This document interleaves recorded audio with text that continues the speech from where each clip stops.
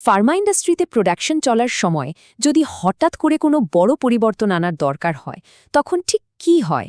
আজকে আমরা ঠিক এটাই দেখব যে একটা শক্তিশালী কোয়ালিটি সিস্টেম কিভাবে এই ধরনের হুট করে আসার সংকট সামাল দেয়। চলুন শুরু করা যাক। একটু ভাবুন তো, প্রোডাকশন চলছে আর ঠিক সেই মুহূর্তে আপনার সবচেয়ে জরুরি কাঁচামালটা হঠাৎ করে আর পাওয়া যাচ্ছে না। কি করবেন তখন? প্রোডাকশন কি পুরোপুরি থামিয়ে দেবেন?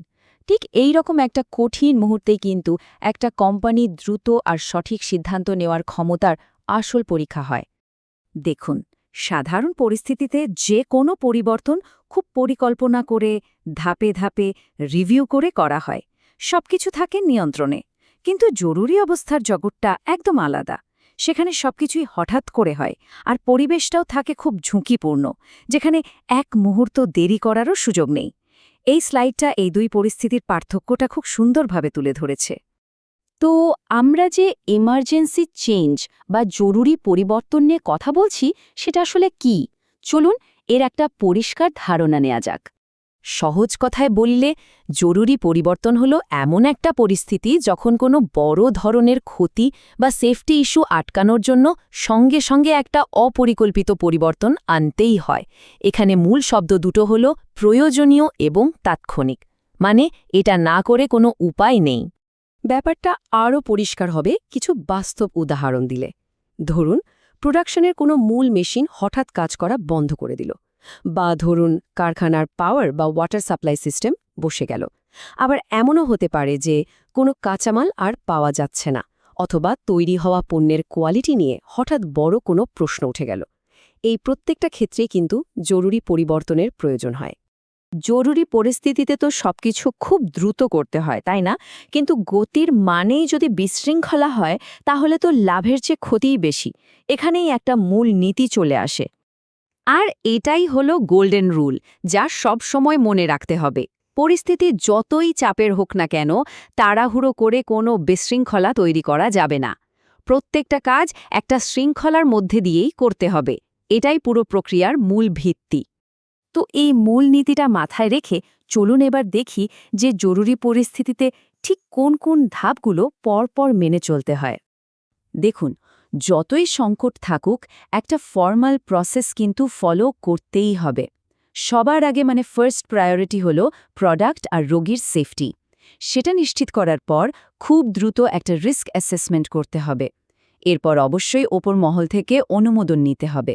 যা যা করা হচ্ছে তার প্রত্যেকটা জিনিস ডকুমেন্ট করতে হবে। আর পরিস্থিতি স্বাভাবিক হলে পুরো চেঞ্জ কন্ট্রোল প্রসেসটা ফর্মালি শেষ করতে হবে। এত কিছু সত্ত্বেও কোম্পানিগুলো প্রায় একটা বড় ভুল করে ফেলে, যার ফল কিন্তু খুব খারাপ হতে পারে। চলুন দেখি সেই সবচেয়ে কমন ভুলটা কি।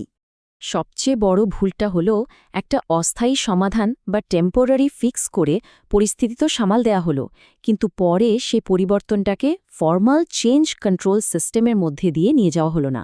কাজটা সেখানেই অর্ধেক ফেলে রাখা হলো। আর এর ফলটা কিন্তু মারাত্মক।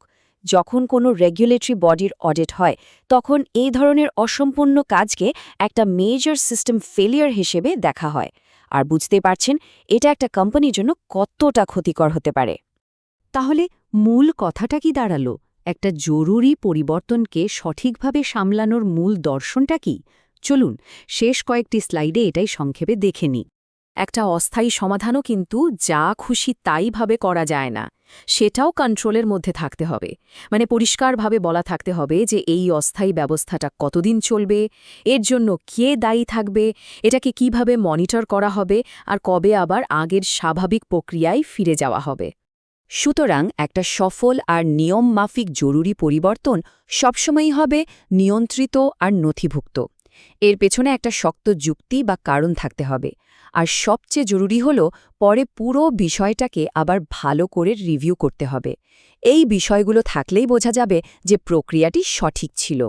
শেষ করার আগে একটা প্রশ্ন রেখে যাই।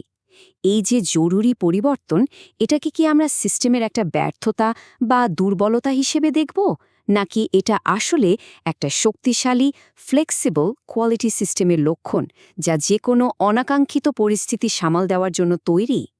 ভেবে দেখার মতো বিষয়, তাই না?